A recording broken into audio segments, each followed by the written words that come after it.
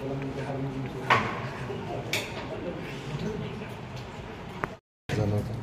August 2025 रोजी तुळजापूरमध्ये Lokmangal bank आहे तिथे एक चोरी झाली होती। त्या चोरीमध्ये 2 किलो 722 ग्राम सोना आणि 34,60,000 रुपये कॅश असा चोरीला गेला होता। त्याबद्दल आमच्याकडे गुन्हा दाखल झाला।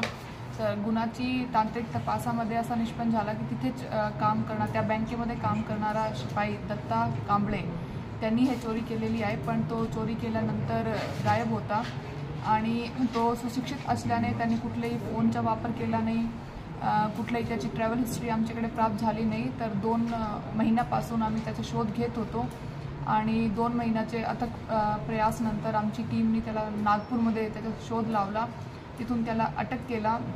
अटक केल्यानंतर त्याच्याकडून आम्ही 11 लाख रुपये कॅश आणि 2 किलो 150 ग्राम सोना असा मुद्देमाल जे आहे ते जप्त केलेला आहे। तपासादरम्यान असा माहिती मिळते की तिथेच जे बँकेमध्ये एक चावी त्याच्याकडे होती, त्या चावीचा वापर करून त्यांनी हे चोरी केली आणि त्यांना एक आधार कार्ड दुसरे कुठले माणसं ज्याचं गहाळ झालं होतं ते त्याच्याकडे होता, त्याचा वापर करून त्यांनी त्यांचे जे बसची बुकिंग आहे, ट्रेनची बुकिंग आहे ते सगळे करून घेतले।